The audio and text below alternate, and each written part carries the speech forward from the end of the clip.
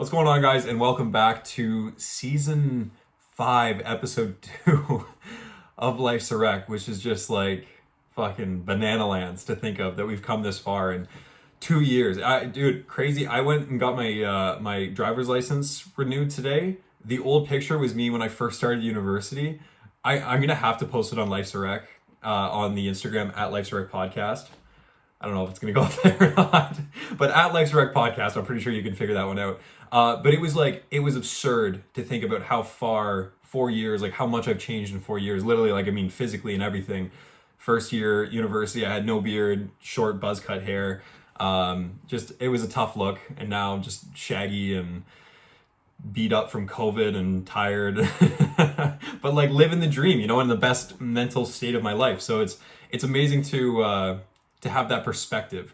So yeah, the podcast is 2 years old, season 5, off to an absolute banger of a start with Rohan Kapoor, who we had on the season premiere of season 5, who is just one of the most prolific competitors that Big Brother Canada has ever seen. He's a reality TV personality who competed on Big Brother Canada.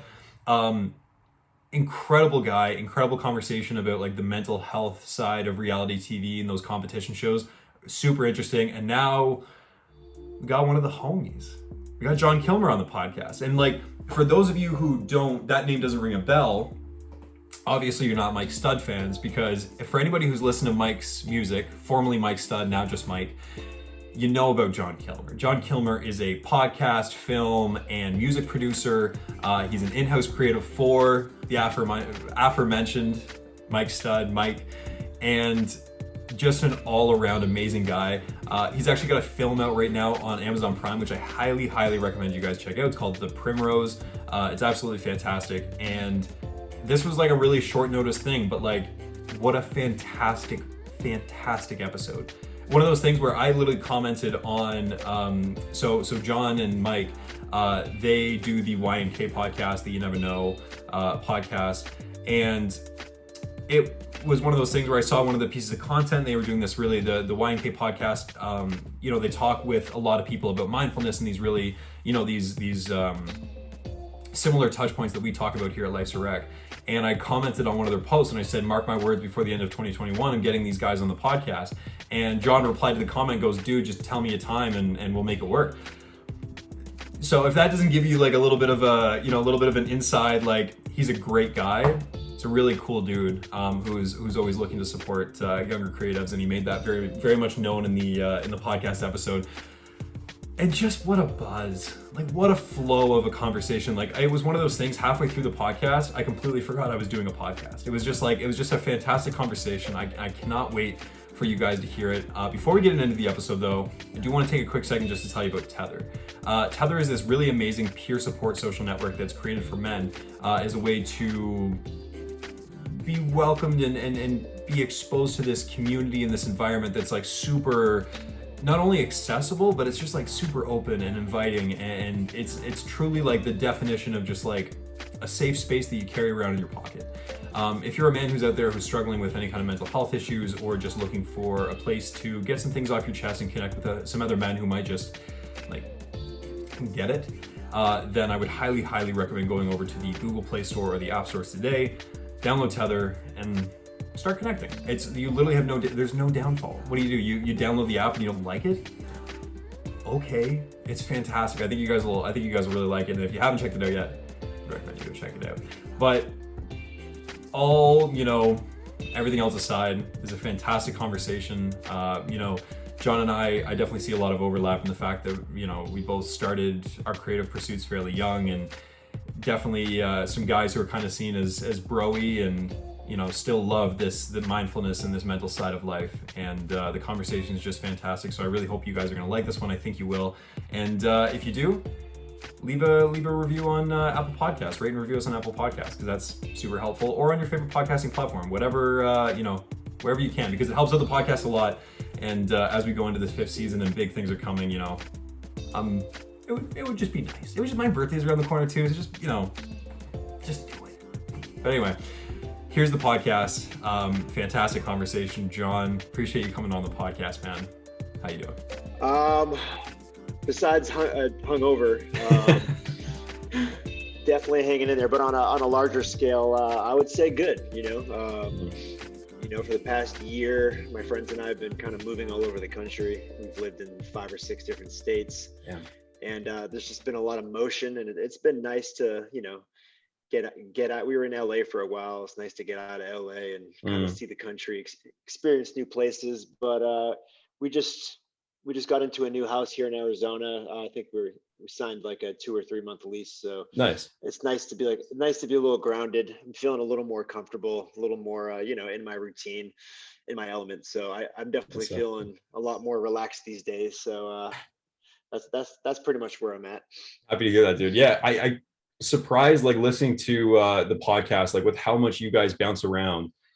I know that for me, like having like a home base is huge. Like I love to be able to come home and like have like that familiarity and that routine and that just like it just like yeah, it keeps me grounded. So like, how do you find it difficult with how much you guys bounce around? It's man, it's the pros and cons, right? It's Right. the constantly confronting the unknown Mm. is important, but it's uncomfortable. And you can embrace how uncomfortable it makes you, and in a way it makes you better. But at the Mm. same time, we are creatures of routine and habits, and we like to do our routine. So I try to always have that balance. It's a year of traveling, that's it's a long time. Maybe it was too much, but Right. to not have that at all in your life, I mean, I think that would be a mistake as well. Oh, dude, absolutely. Well, I mean, like the thing is, you guys have been doing this for what seems like fucking forever from a like even a fan standpoint. Like this is one of those things that I I can't imagine that like that lifestyle, but like amplified over the course of what, like a decade? It's been a decade, yeah. That's crazy, dude. Like, has that, is it one of those things like you've kind of learned to adapt to that, or is it something that just never gets easier? Like, it's always just still like every time you make that move, every time you go on tour, whatever it may be, it's like that, okay, here we go again kind of thing. You just got to have that bone in your body, man. I think you're Mm, born with it, honestly. uh I mean, we're all road dogs. We're just kind of used to it. I mean, tour is a whole different animal. I mean, because mm, you're in the city every night, and there's really no normalcy in that world. It's its own yeah. bubble. When you're on tour, when you're off tour, you feel like you're just in some parallel universe for a couple of months.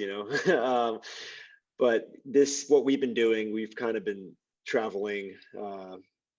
Every couple of months, we'll just go somewhere new, Mm, and it's been cool, man. But like I said, yeah, it's like, yeah, it gets harder, the older we get, because it takes a bigger toll on our bodies and whatnot. mm. Which we try to be mindful of our health when we can.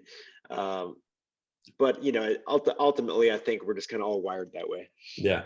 Yeah. How did you guys like all, I would love to hear kind of like the inception of what became like the homies. Like what, when did you guys all meet? How did this all become what you guys are doing today? Like when did that all start? Uh, a lot of people were kind of from the beginning. I Mm, mean, Mike and Blue are neighbors since they were like 5 years old, so they've known each other nice. forever. Over in Rhode Island, I grew up about an hour away. I didn't know them growing up. I was out in Boston, and I met Mike when he had maybe 1 or 2 songs out. I saw I saw his song College Humor, the music video, on like a Yeah, yeah, music yeah. blog. I think it was like goodmusicallday.com. And I love it. I read a little write up about him, and it seemed like there was some parallels there, some alignment, just because like I was in like a fraternity, and I did all the party stuff, and then Yeah, I yeah, watched yeah. his watched the college humor video, and he's kind of doing the jock thing with all the girls and the house parties and stuff. So I was like, all right, there's some alignment there. Yeah, yeah, Yeah, yeah. Some and alignment. I love it. I just reached out What's via up, man? email. I Mm, used to do that a lot when I was first starting out. I just fresh out of college. I was living in New York City in this crappy little apartment with one of my best friends, and I just reached out to people. That's how I got work. yeah, dude, you're fucking speaking my language right now. This is what all of this is. Like literally Yeah. moving into a crappy apartment with my childhood best friend as like October 1st. And you know, this is the grind. I fucking love it, man. Yeah, and it was crazy too, because you know, I started pretty much working for myself right out of the gate, because Mm. I mean I was doing a lot of work my junior and senior year in college, because I just like kind of started to accumulate some clientele and stuff like that. Yeah, So, yeah, you know, not that I was making a lot of money at all. It was really just enough to get by, but it was cool to be able to do that right out of college. And it was just funny with the dichotomy of like my childhood friend that I was living with. He was like right in finance, you know, working for Bloomberg in New York City. And, you know, he would wake up at 6 a.m., put the suit on, you know, big boy I'd be out job. of bed. Yeah. Yeah, and I'd be rolling out of bed at like 11:30, and like sometimes I wouldn't. I worked right in my bedroom. Sometimes I wouldn't even leave the apartment for like 2, 3 days at a time. Yeah, Just get heavy cabin fever. But yeah, man, those early grinding years were like some of my fondest memories, I think. absolutely, man. It's fun, dude. Yeah. It's just like I love the idea of, and something that like I enjoy so much is like the idea of just like when you're passionate about what you do and you kind of find that at a young age, you have time to kind of like hammer that away and like, you know, hone that in. And I think that's like, Hmm. I don't know, it's cool to see like you with where you're at right now. And you know, as a young content creator, like looking at that and being like, damn, man, like you've worked for yourself since like college. That's crazy. That's amazing. Hmm. Yeah. Yeah, I mean and dude, it's not all it's not I can't give myself Oh, all the credit. Yeah. I had like yeah. a wonderful support system with family and friends, and Mm, you know, some of those months I couldn't pay rent, and you know, like I was lucky enough to have parents to help me out along the way when, you know, times weren't so great. So yeah. and I realize not everyone has that and is not that lucky. So, you know, it was I'm grateful to had that type of support system around me, but especially in the early years. Mm.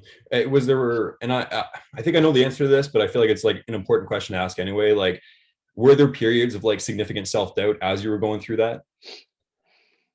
Yeah, and it wasn't just the beginning, man. Like it was kind of like little pockets, you know, Mm. like I would hit 2 or 3 years of a hot streak, and then like that would come to an end naturally, and then, you know, there was always the what's next. And Yeah, of you know, course. there would be times where I was sitting on my ass for, you know, like months and months and months, and like not a lot of work was coming through, and like not a lot was going on, and I had to kind of just really reflect and figure out like what, because I mean, when you're working for yourself, you have to create these opportunities for yourself, you know, and you Absolutely. can't really, you don't just, you know, show up and check in and you know, get the paycheck after Yeah, 2 weeks. yeah, Like, yeah, yeah. you know, it's just, it starts and ends with you. So, you know, it is a roller coaster. You know, the highs are very high, the lows are very low. But and dude, it was even like as recent as like a couple of years ago. Like you Mm. know, I was in like almost like a whole year long rut where like I just really didn't know what, you know, what I should be doing. You know, Mm. uh, but you know, during those periods, it's, yeah, I think it's just best to, you know, keep a positive mindset and just be patient, because ultimately, if you're doing what you're supposed to be doing, the opportunities will kind of present themselves, you know, throughout the Mm. universe in one way or another. So Mm. it's, yeah, I just kind of like to let life happen sometimes instead of over analyzing it. I like that, man. Yeah, for sure. How do you kind of like, I feel like that's tough to let happen, to let life kind of come to you sometimes, is like, especially when you are somebody who is like a grinder and like, and obviously hustles to make it for themselves. Like that whole kind of like accepting that downtime is something that I've struggled with big time. Like, was there like any kind of like, you know, routine that you had or mindset or whatever it may be that kind of like helped in that process, kind of helped you push you in that direction where it's like, it's okay to be in a bit of a rut. It's okay to be in some downtime because like I'm still doing what I'm doing and I still love it. Yeah, because I mean, at the end of the day, when I say like a rut, I'm talking strictly like on my professional side of my life. You know, Yeah, of like course. on the other side, like, you know, we're always constantly working on ourselves, and you know, just like your show promotes, you know, whether it's mental health or physical health, or Mm, you know, gaining intelligence or knowledge, or whatever it is. I mean, you can do that every day of the week. You know, there's absolutely. so, you know, if work's slow, then great. Now I have an opportunity to work on myself for a few months, which, you know, you can see as a gift in a way. Right. Yeah. When did you guys kind of hit this? Because I remember my first ever concert that I went to. I'm from like a small town, middle of nowhere, New Brunswick, Canada. Um, super like 5,000 people kind of thing, like in the whole county. And I went to Toronto for my undergrad for school. And when I went to Toronto, one of the first first couple weeks I was there, Mike Stud was touring Toronto, or was touring, and it was Toronto at the Phoenix, and that was like the first concert I ever went to. And that atmosphere and like that whole like, you know, the vibe that you guys were giving out, it's one of those things where it's like it's so cool to have seen that growth from there to like what you guys are doing now and like the YNK podcast. It's like it's one of those things where I feel like you kept who you are, but I feel like there's a, you know, a different necessary like focus in your lives kind of thing. And I just kind of like love to know like when that more mindfulness kick kind of started, when it kind of became one of those things where you guys all started to talk about that and it was like, yeah, we should like start broadcasting this shit out. I don't think it was a specific moment, but I think it's just when, you know, naturally as we got older, we wanted to kind of feed our minds with something that was a little more beneficial, you know. And it's, you know, it started with, you know, as simple as watching like the Joe Rogan podcast, or like just start watching other people's stuff. And, you know, as podcasts started to become more popular, I think that's why we kind of wanted to start one, was because we were starting to watch them a lot, and we didn't really have a way to accurately connect with our audience anymore like we used to. I mean, I don't know how long you've been watching for, but like we used to do like these like touring sporting videos. Yeah.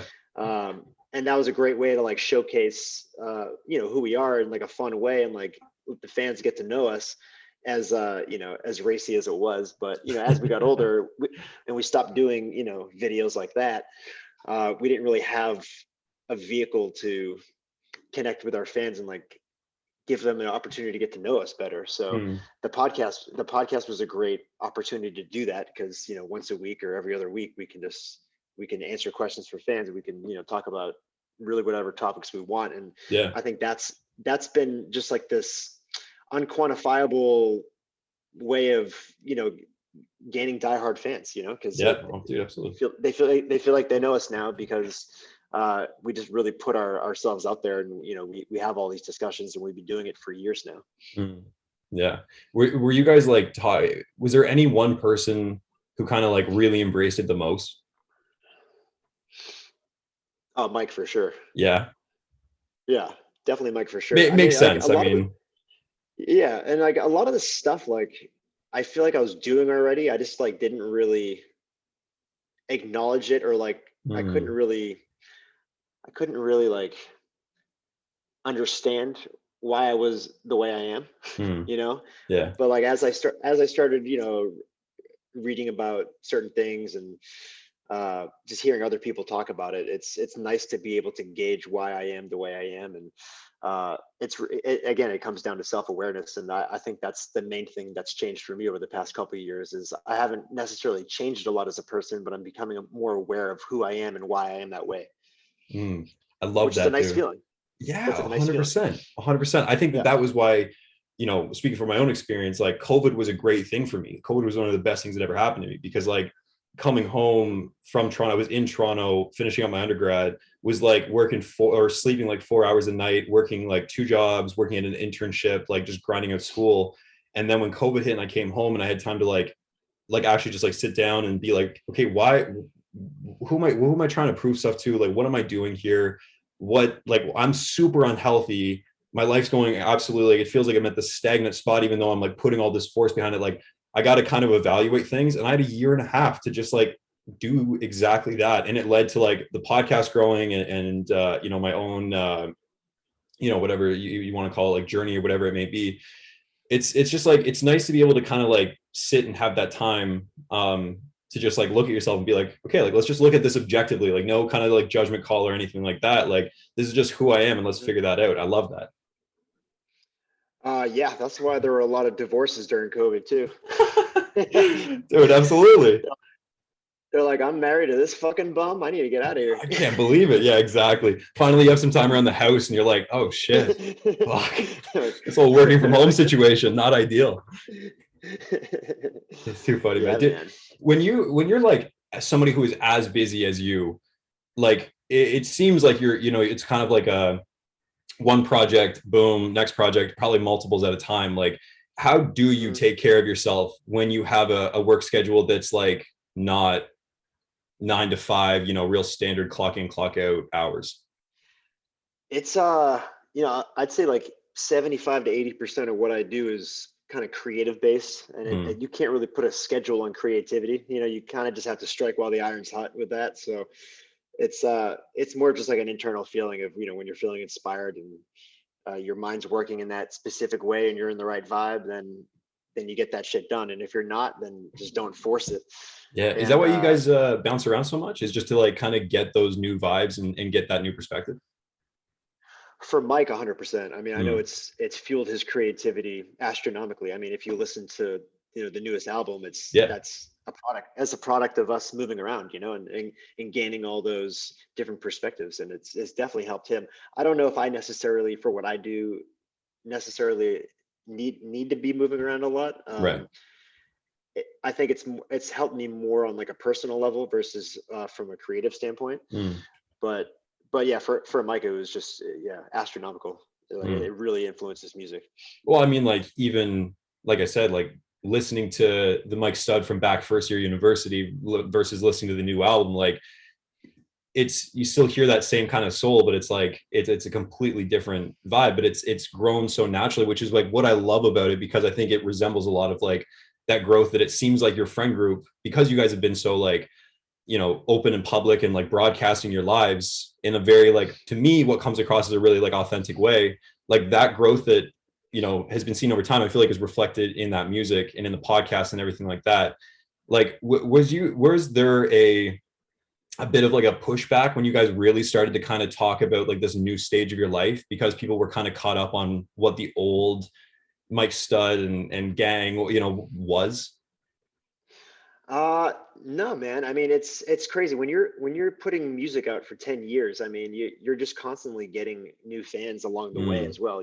So uh I think the people who've been rocking with us for a while, I mean, it's been 10 years of this. So like the people who've been rocking with us for a while, they're older now and they're kind of starting to think that way anyways. And then the true. people who the people who are new fans, like they don't really know so much of what we used to be like when we were younger. So they're kind of seeing this as just who we are and how we've Right. Yeah, always yeah, been. yeah. So And then they just get a so real yeah, like slap in the face when they type in touring's boring on YouTube and get to see that for the first time. don't get me wrong, we took that off the internet for obvious reasons. Really? I had no idea why. Yeah, just the climate of everything going on these days. Fair, That's the fair, last. yeah. And again, it's just not really representative of who we are now. As fun Mm, as the memories are, it's yeah, I look at those as amazing memories and fun times. 100%. But yeah, it can be misconstrued. Of course. Yeah, I got you, man. What's the being like, especially being a group of guys who I feel like, coming up, that very kind of like frat style, like the way that you guys went about like touring and everything, it seemed like a kind of like that fraternity family element of just kind of Mhm. like, and but also like very like what would now be kind of considered like that hyper masculine Yeah. environment or whatever. Like, Mhm. was there ever like a bit of an identity thing when you guys like, I mean, like, or like we have to stick with this same kind of mold? Like it just I'm so like interested in like it's interesting to hear that it seems like this very natural progression. Like, was there kind of this like identity, like who the fuck am I? Like, can I talk about mindfulness and can I talk about this shit because that's where I'm at in my life? But I feel like I have to keep this persona of like what we had and like still obviously No, have, absolutely. but Yeah. Yeah. No, absolutely not. I mean, mm, it's Mike talked about this in an interview not too long ago, where it's like, in the early days when he was Mike Stud and he was rapping about, fucking bitches and going to parties and this yeah, and yeah, that. I yeah. mean, that was authentic to who he was. So he Mm, wasn't trying to fit a mold. He was just being him. And he mm, talked about the stuff. He was talking about the stuff that was relevant to his life at that time.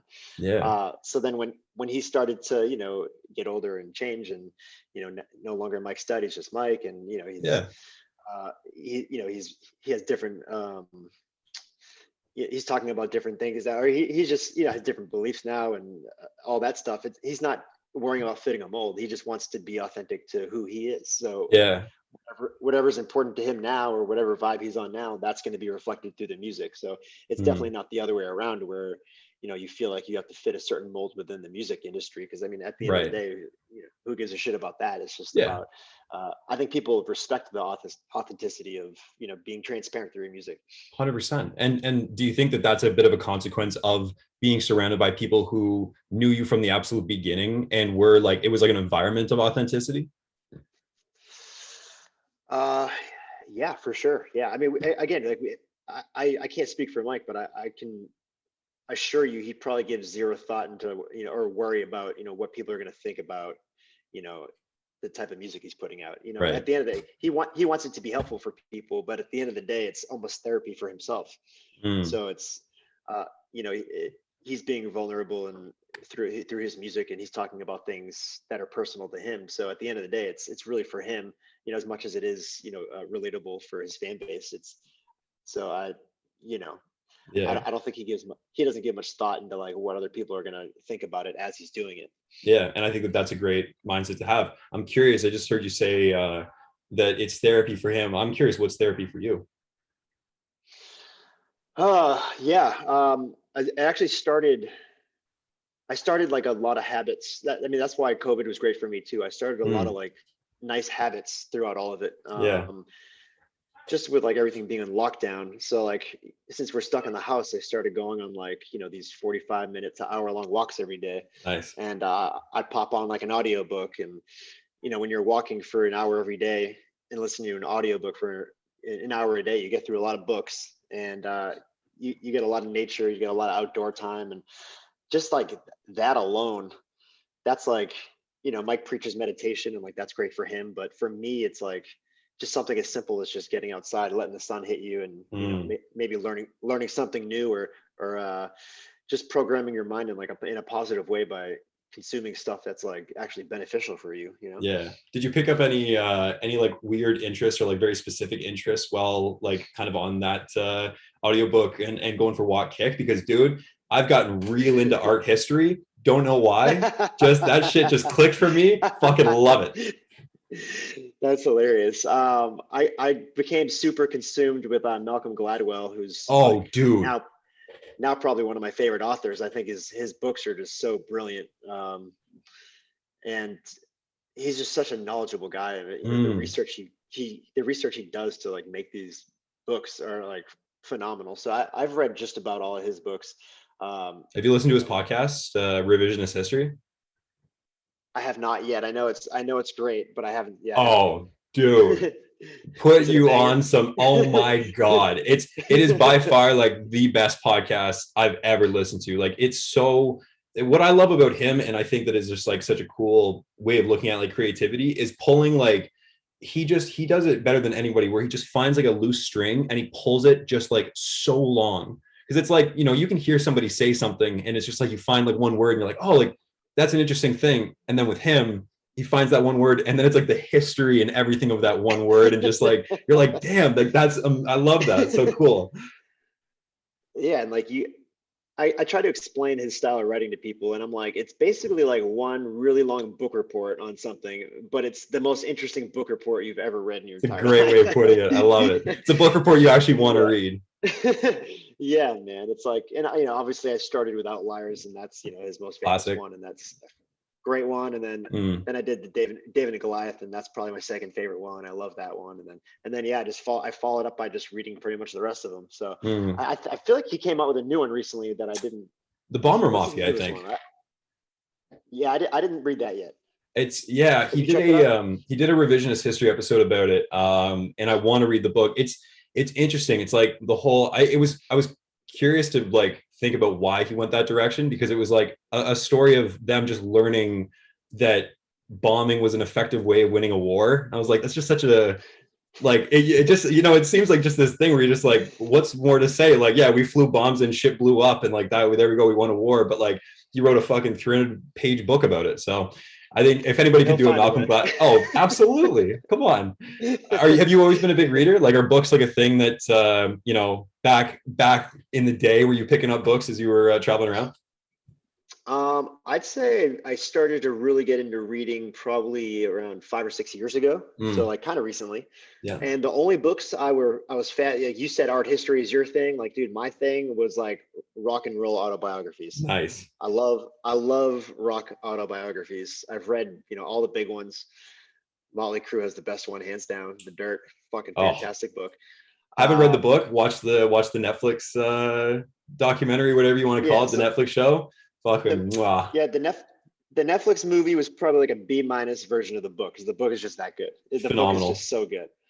I got to read you the reason I got into back into reading is because I was at a concert with my brother and some of his buddies, and my brother's friend is like, oh, you like classic rock and all that. I'm like, yeah, I love 80s rock, all that stuff. And he's like, have you read Motley Crue's The Dirt? I'm like, no, I Mm. don't really read that much. I'm not like a huge reader. He goes, I'm gonna read you the first paragraph of this book, and I guarantee after I read this paragraph, you're gonna want to read the entire thing. Yeah. Do So you I'm trying to remember? Do you find remember I'm it? trying not not from memory, and I don't want to butcher it. So I'm gonna pull it up here and I'm gonna read it for you right now. I love it. Please, Um, yes. I just gotta dig it up real quick. And if I can't find it, I'm gonna urge your listeners to go find it. I love it, dude. Have you ever uh, gotten to meet any like kind of like rock legends of yourself being or for yourself being in the music industry or like around the music industry? dude, what's crazy is that before I was even in the music industry, when I was still in high school, I went to high school with one of Steven Tyler's daughters from Aerosmith. There you go. And I was just like obsessed with classic rock in high school. I had like a big ass fucking afro. I would just rip the guitar. And we had like these band classes you can take, and they weren't like the stereotypical band like that you play at football games. It was like Yeah, band yeah, where yeah. like they put like a drummer and like a bassist and a guitarist and a singer together, and you got to just like fucking jam for a class. Mm, And then at the end of every semester, you like do concerts for like friends and family and stuff. So Steven Tyler's daughter was like in choir or some vocal group or something, and like they had the same concerts that we had. So I would know going into these concerts that Steven Tyler of Aerosmith would be watching me rip the guitar. dude, And dude, I used to like go all out to impress him and stuff. Like I'd raid my mom's closet and throw on some of my mom's pants, and like I I'd fucking pick my love it. I'd pick my afro out. I'd wear like Yeah, the yeah, big yeah. aviators. And like if you saw some photos of me back then, like people think it's fake. They think it's like photoshopped or something. And I'm like, nah, man, like that's that's fucking me.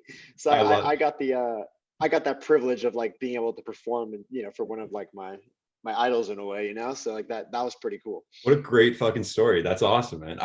I feel like I would be an absolute disaster like out there. Like I got, man, back in before literally starting this podcast, I was a wreck when it came to like any kind of public speaking stuff. Like I did public speaking and I like enjoyed it and I was like okay at it, but my stomach would just be like ripping itself apart, like just that crippling anxiety.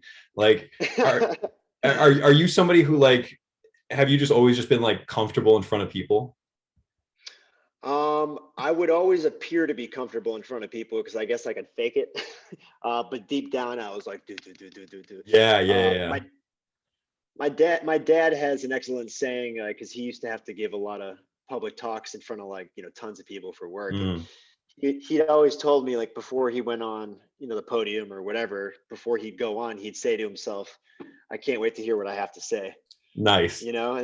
And that means you don't overthink it, you don't plan what you're going to say, you just have the general gist of what you want to get across. You don't uh hammer your mind about it too much with Yeah. anxiety. You just get up there and you just kind of work through it and you just say what you got to say. Mm. And then when you don't over analyze it and don't overthink it, those are kind of like the best public talks that you can probably get out of yourself. 100%, dude. Ever since doing this podcast, like being from a small community, I've started to do like public speaking stuff, like talking in front of people. And I found like the first couple talks that I did when I like scripted out almost every word were just like fucking snooze fest, boring, like no energy. Everyone's just like looking at me, just like, damn, this guy's like depressing as hell. And now, like, being a little bit more comfortable in that idea of just like, I know what I want to talk about. So just go and talk about it. Way more fun, way more engaging. It's just like, yeah, it's fun to like learn how to just be yourself in front of people unapologetically. Oh yeah, because I mean, people can sense, if you're comfortable or not. So, Yeah. and speaking of things I want to talk about, I got the first paragraph Yeah, here. yeah. All right. Let her rip. All right, page 1, paragraph 1. Swear to God. Right off the rip. Her name was Bullwinkle. We called her that because she had a face like a moose, he wrote. But Tommy, even though he could get any girl he wanted on the Sunset Strip, would not break up with her. He loved her and wanted to marry her, he kept telling us, because she could spray her cum across the room. That's it. That's it. That's it. There's no more. So this guy read me this first paragraph, and I'm like, yeah, you're right. I'm going to go. Fucking next stop, just the bookstore. Yeah, since then I've reread it, and it's just a fucking fabulous book. What makes it great, I'll be brief about why I like it. Yeah, no, go for it. So Molly Crew, like they've broken up as a band, they've gotten back together. It's just like 4 like egomaniacal like drug addicts basically in one group. And when they became famous, they were only like 19 or 20 years old when they were first starting out and like really started to blow up. So they were young. They were very young when they blew up. So they were just like dipshit little kids. And what makes their book great is each chapter will talk about a topic or something that happened, and it'll be written from all 4 band members' perception. So like they'll all recount it in their own way. Oh, that's really cool. And when you see that, it's like you start to realize that like people really have their own interpretations of what happened, and it might not always be what actually happened, Right. So it's cool to hear it from 4 different points of view like that, because then you can like really start to shape what actually happened versus just one person recounting something. True. Yeah. No, I love that. Like, I love that idea of like, dude, even last night I was out grabbing drinks with the guy that I'm moving in with, childhood best friend. And somebody asked us the question of just like, how'd you guys meet? Two very different sides of the same story. And it's just like, yeah, it's like interesting to hear, to think of like memories on that level of just like extremity when you're 20 years old and the biggest fucking rock star on the planet versus just like, and like how different those stories would be. I think you convinced me. I think I have to read The Dirt now. Yeah, I mean, dude, it's a raunchy ass book, but man, it's that they're the epitome of rock stars. They just really are. Yeah, I love that, dude. Good stuff. Yeah, it is a crazy story. Their story. Would you ever write yourself? Have you ever thought about writing a book like down the road? I've been writing probably for 5-6 years now. Nice. That book kind of inspired me in a way to wanted to start writing my own stories, just because I read The Dirt right when we were all moving to Los Angeles for the first time, and this was the first time we all kind of agreed to live under one roof together, and just full immersion into this life that we're living. Yeah. So, and that was the very beginning of it. So and what was crazy is our first place in Los Angeles was literally across the street from the Motley Crue's first house when they were a band in 1980. So dude, what? Weird. Yeah, dude, spooky shit. Yeah, super spooky shit. Yeah, I guess so. So it inspired me to just, I knew that I was taking like and I was in my mid-20s at the time. I was young. So I was taking like this next step in my life, in my professional career. And, we were kind of all doing it together. I knew it was going to be the start of something crazy. So I wanted to document it, not just from a video standpoint, but actually start writing my thoughts down on stuff that was happening. A lot of stories, some stories way more entertaining than others, but I didn't really do it with the purpose of sharing it per se. It's kind of just nice to read back at some of the stuff that was going on. Yeah. And it's an accurate way to remember the past because you're kind of in the moment writing about it, which is great. And if it did come out as a book, I'm pretty sure my parents would disown me, like straight up. That's the mark of any good book, though, isn't it? Yeah, I don't think any girl could ever love me after that book. So. It is because it's I'm writing about moments that are almost like embarrassing in a way. I'm writing about like my losses, not necessarily my wins. So my losses are more entertaining. So those are the ones that I'm really writing about when I'm humiliated the most. Right. Are you somebody who just like, when it comes to a loss, you feel like it might be like, you're like, okay, I got to document this because it's kind of funny. But like when it comes to like the wins, what's your kind of mindset about that? Is it like, I want to document this too, or like I'm always going to have that memory, like why kind of worry about it in a way? Um, what do you mean by document it? Well, it sounds like, you're talking like as you go through your life, well, it comes across to me that you're somebody who loves to document stuff. Like Right. you love to I know what you're document saying. things. Yeah. And Yeah. so, Yeah. No, especially in my writing, like if there's wins, I'll write about it and I'll say like why it, makes me feel proud or happy or mm, whatever. And they're not like wins as far as like accolades go. They're wins as like, like I I put my mind to something and I followed through and I did it and I'm proud of myself for doing that. nice. Like those are the type of wins in my book. I love that, man. Have you always been Yeah. like, when did you start this appreciation for like documenting these experiences? Like when did that start in your life in general? Well, yeah, it started with the video camera, man. I mean, I Mm, I was a lucky kid. Like I got into videotaping and filming at a young age. I was probably in eighth grade, maybe. We had a camera laying around the house, and by the time I got to high school in ninth grade, somehow my high school had like a video art program where you could just like learn how to edit videos and shoot videos and stuff. And nice. like most high schools don't have shit like that. So the No. stars just kind of the stars just kind of like, especially back then. Like I'm super old. I'm 30. So like back then, Oh, dude, ancient. cameras What are and you stuff. talking about?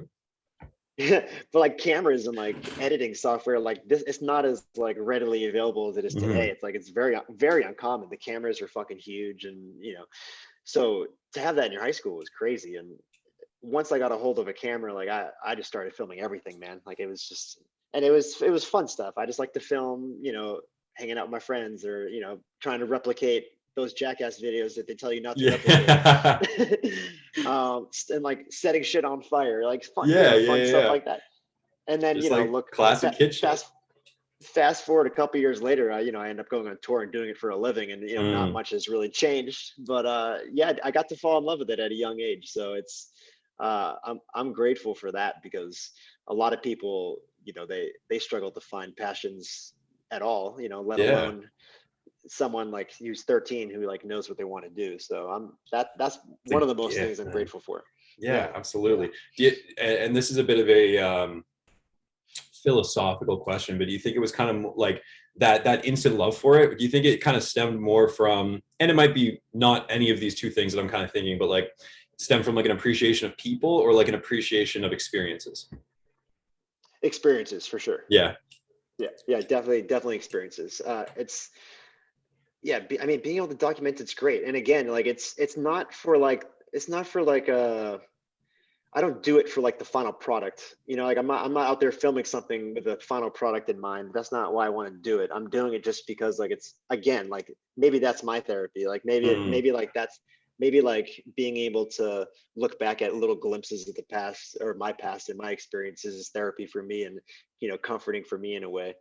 I yeah. mean, nostalgia has always been one of like the strongest feelings inside of me, and uh, whether it's a good thing or bad thing, I love feeling nostalgic, and I love having those little pieces of my past kind of scattered around that I can access whenever I want. So Yeah. I That's think amazing. that's And that's probably why I do it.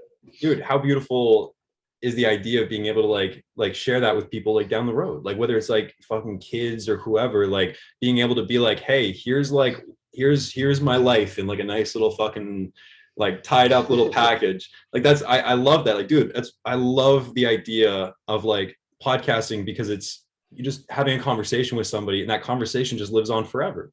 Like how can you not Hmm. appreciate just the, like you get to for an hour or whatever it may be, you get to meet somebody and get to know somebody who like interests you and who's there's inspires you in a way or whatever it may be, and then you just have that thing and you have those words and you have that conversation, and that's fucking fantastic. Bro, don't even get me started. I mean, some of the guests we've had on our show, I've just been like over the moon appreciative of like the type of people we've gotten to speak to over the past few years. We What, had, and which one stands out? Like what are a couple that like stand out to you? well, we had Larry King on the show, who's of course like, he passed recently, Legend, so yeah. rest in peace, Larry. But I mean, he's one of maybe the greatest interviewer of all time. He's conducted like 50,000 interviews, something ridiculous Wow. over his lifespan, and he was. he was in a wheelchair and he like wasn't feeling very well, and he still came to our house and did the interview. And being able to hear wisdom from a guy like that, Mm, uh, I mean, and like you said, it just lives on forever. You can just, yeah, you can go back and dive back into that whenever you want. And 100%. like the shit I learned from that just one episode, it was really wonderful. It was Mm, great. it's funny. So kind of in preparation for this, I wanted to go back and kind of just like skim through some of the YNK podcasts that I listened to a while ago, or whatever it may be. One that I listened to and I was like, damn, like what an interesting perspective was the Manziel interview. Like Johnny Manziel, Yeah. what a fucking life experience. Like what this Yeah. guy's perspective Yeah. is so crazy. Yeah, it was an interesting one for sure. That's our most watched episode, by a landslide. Mm, By a landslide. Yeah, mm, that's easily the most viewed, and I think it's because, I mean, that's probably the most like transparent interview Johnny's been a part of, up until 100%. that time. So Yeah. I think that's what drew people to it. And he was just very, very humble in that interview, and I think he was very, like I said, transparent about how he was feeling about everything, looking back at his football career, and Yeah. what his life is like now. So I think people really appreciated his honesty and his vulnerability in there. Yeah. And you guys have done some cool shit, man. Like really cool stuff. Thank you. No, this podcast has been awesome, man. To be able to produce, something like this, it's like it just feels good because like I know Mm, that, and I get the messages all the time. It's good to like see that it's helping people, and even just a small way, or sometimes in like a gigantic way. It just feels good to like put my time into stuff like that. yeah. It's nothing to do with the money or how many views we're getting, or whether we're like, in like the top 100 rankings of podcast. Like, I don't give Yeah. a shit Yeah. about any of that. It's the messages, when I maybe when I'm not feeling so great one day, and you get the message like, hey man, like I listened to so and so's interview like on your podcast, and I was going through a tough time, and it just like really helped me like get through it, and help me like think about stuff a little differently like that. Yeah. That's as good as it gets for me. Oh, dude, the power of shared experience. Like just what a gift just to be able to like, somebody who's going through a tough time. All it took was one small conversation, just talking about like, hey, what did you go through? Where are you now? And how'd you get there kind of thing. And then they're just like, yeah, I see some of myself in that conversation. And then things just kind of click. And then all of a sudden it's like fucking one sentence can like turn someone, and you had fun doing it. Like that's the best. It's the best. It's inspiring, man. And one of our Mm, first episodes, it was like episode 4, maybe 3 or 4. It was with James Conner, yeah. the Oh, running back. dude. Yeah. I mean, he battled cancer. When he was at his peak of his athletic career, not his athletic career, but when he was in college, like Yeah.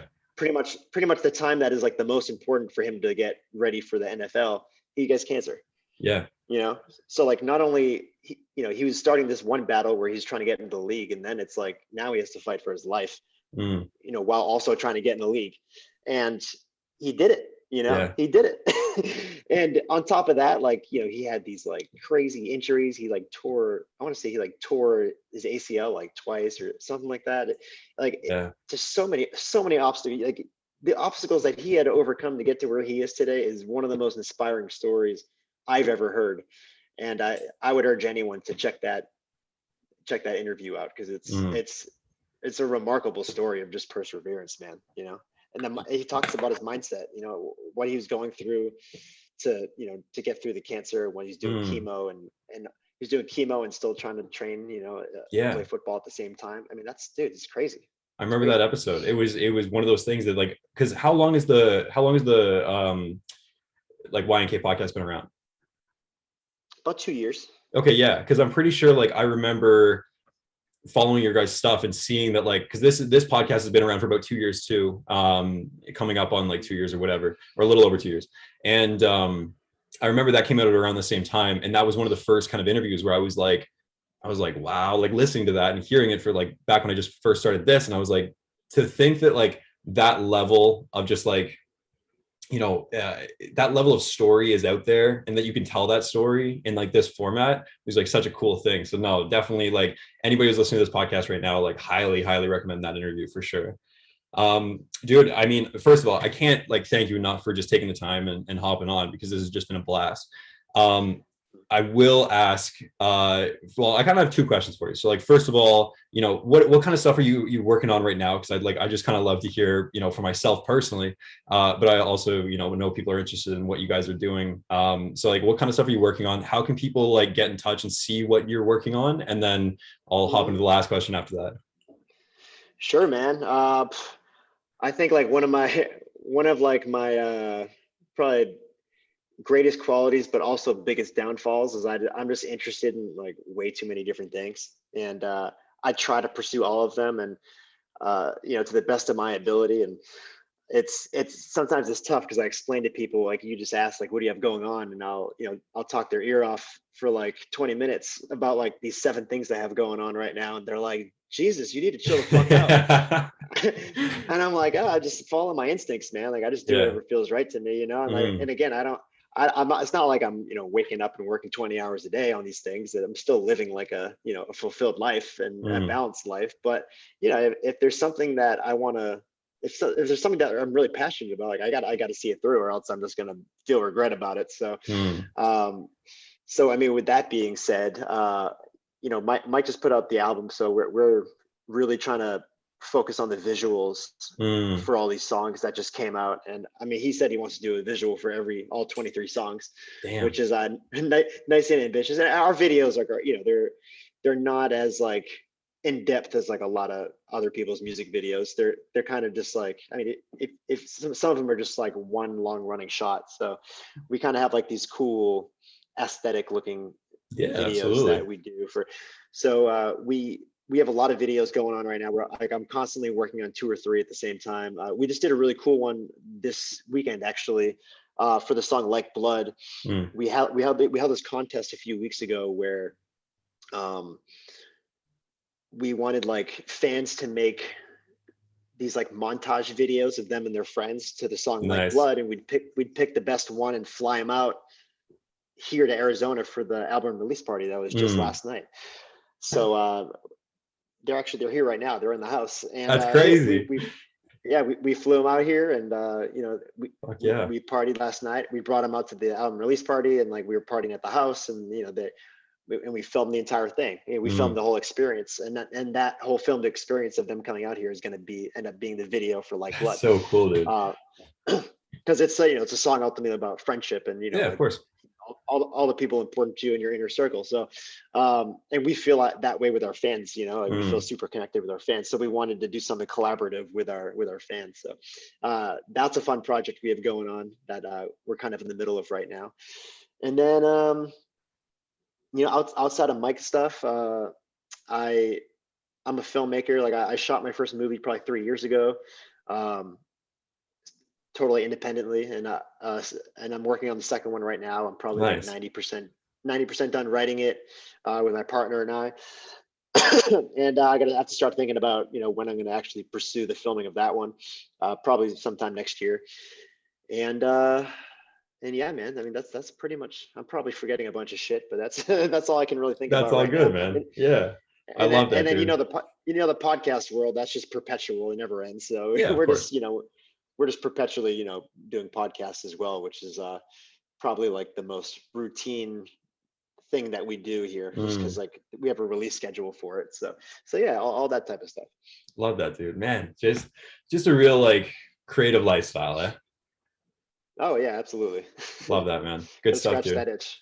Oh, Yeah. oh, tell me about it. The last question I want to ask you, man, I told you about it a little bit on Instagram, that at the end of every episode, I like to give it a challenge, something Hmm. that, my listeners can implement into their day, week, month, life, whatever it may be, something just to kind of help them live a happier, healthier, more fulfilled, just kind of like better existence.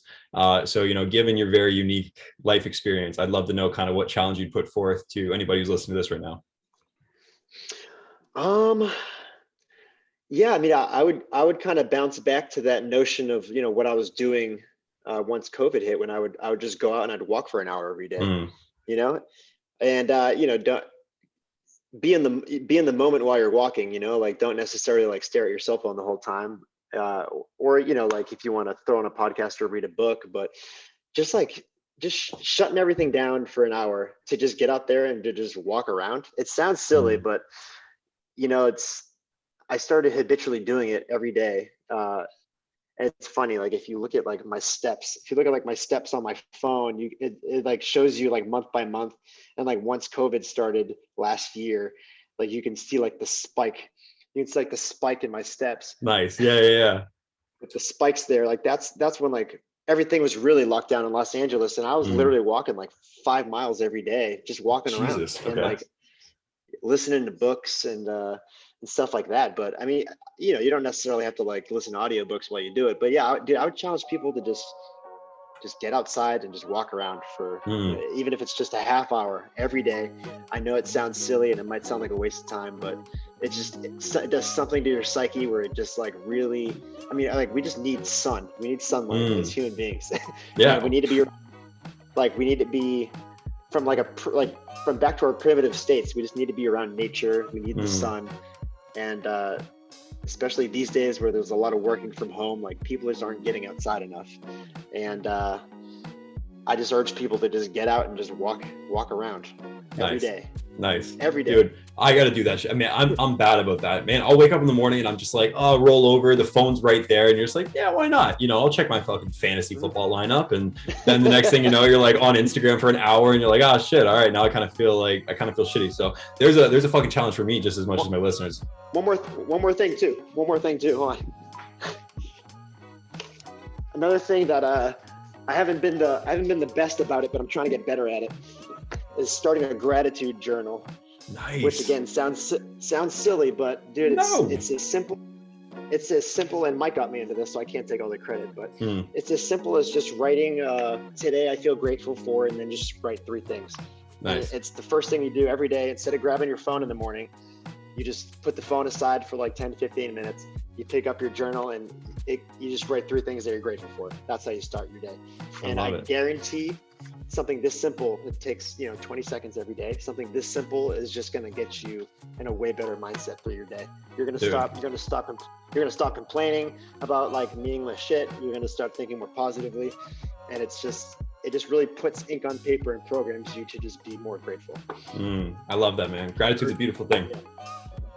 Absolutely. It's hard, but it's beautiful for sure. Yeah. Oh yeah. Dude, I honestly, I can't thank you enough, bro. Like there's been a really a banger of a podcast episode. Oh yeah, dude. Anytime. I'm happy to come on anytime. Thank you for thinking of me to bring me on.